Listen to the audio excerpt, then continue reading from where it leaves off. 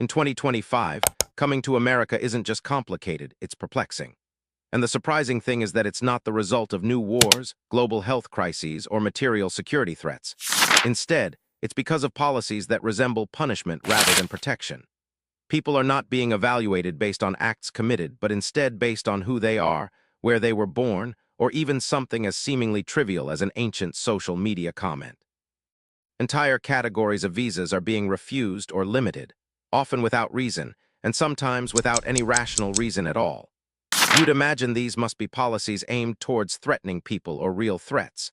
But the reality is that individuals are being denied for reasons as unfathomable as being too rich from the wrong nation, or having engaged with a political meme a number of years ago.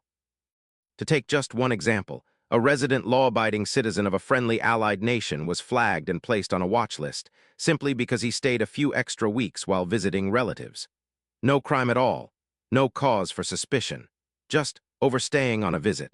And unless you've been reading through dusty government memoranda, odds are you've never even heard of these rules. That's why today's video is so important. We're going to break down 6 real visa bans and policies that are shaping U.S. immigration in 2025 as we speak. Some of them don't make any sense. All of them are in effect now. So, if you've ever thought about visiting the U.S. yourself, or if you just want to see how immigration laws are evolving behind the scenes, this is one video you'll want to watch all the way through. But first, do me a favor, click the like button and subscribe. It's small, but it means more to us than you know, and lets us keep bringing you stories most people never get told. All right, let's get started. Number 6, Canada flagged for visiting too long.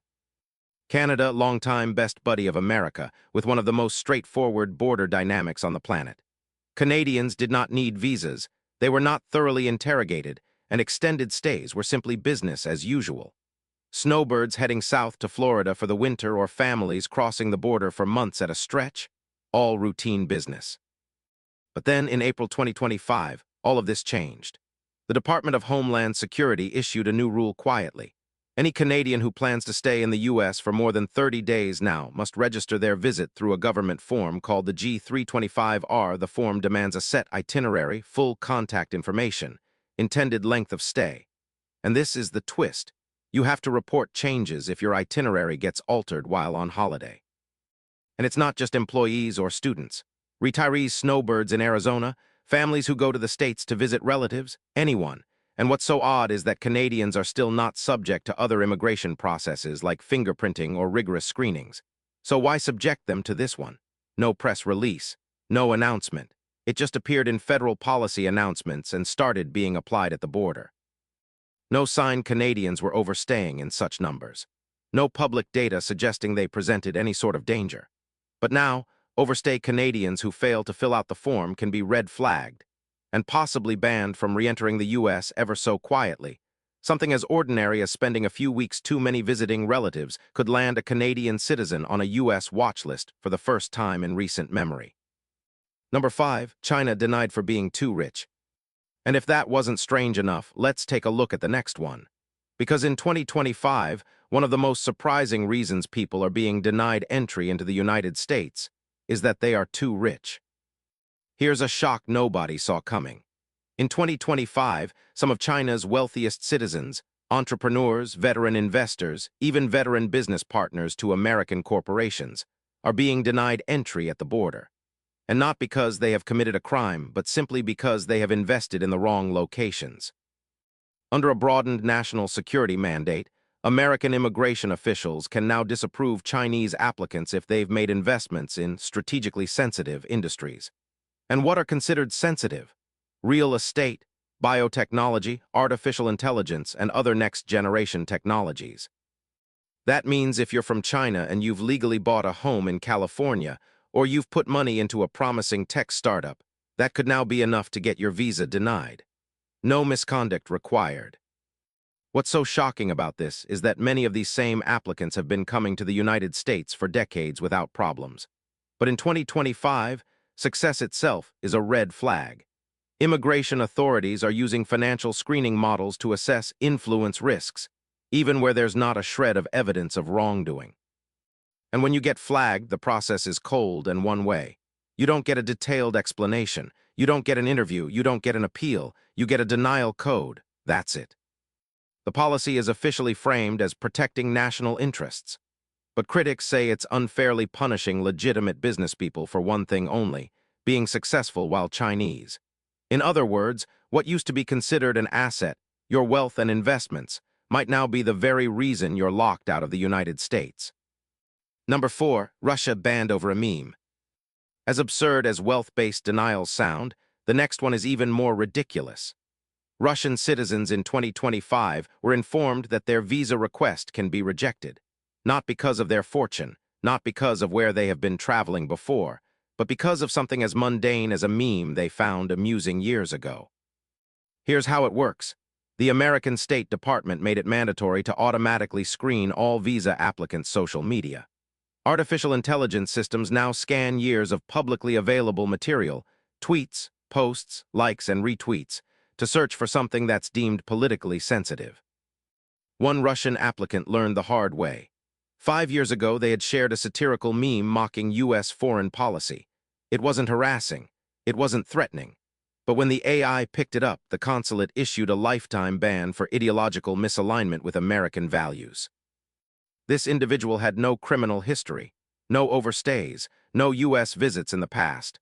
The only thing they had done was exchange an online joke. And this is not a lone case.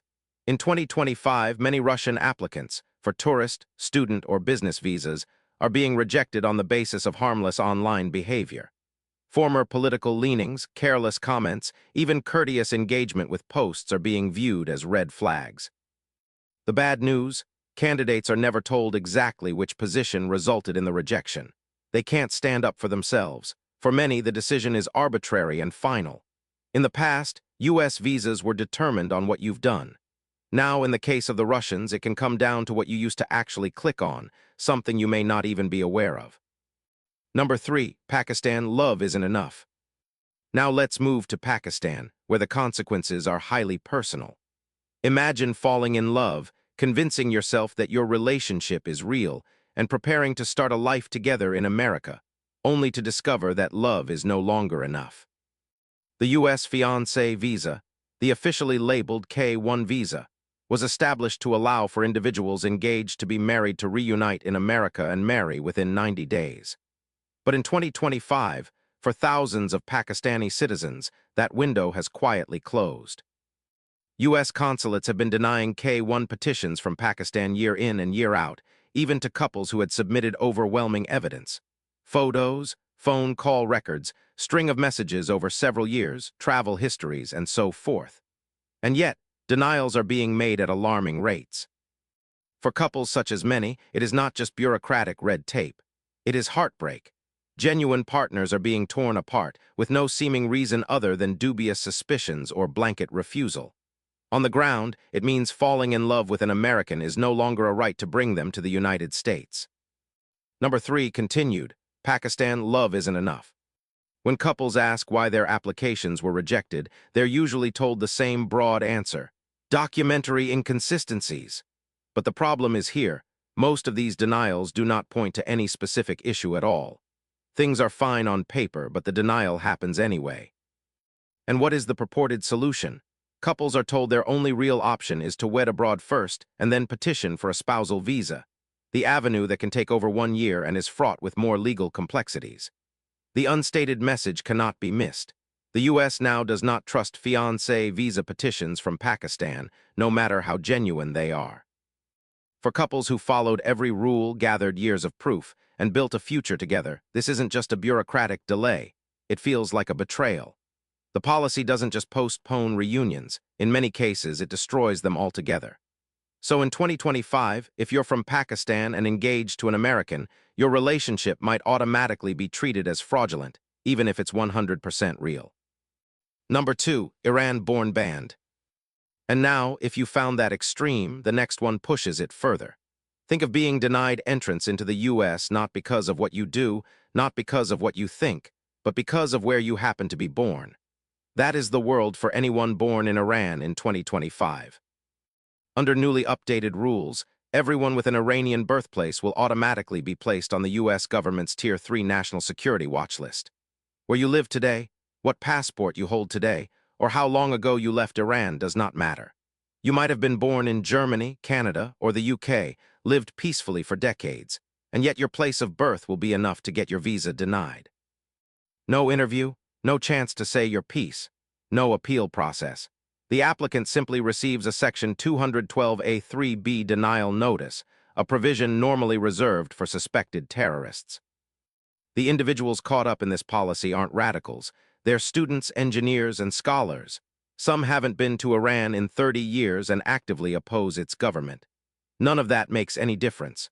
The choice isn't made about who you are. It's made about a single line on your birth certificate. So in 2025, a man who spent his whole life as a decent member of society in Europe can still be locked out of the U.S. simply because he just so happened to have been born in Iran.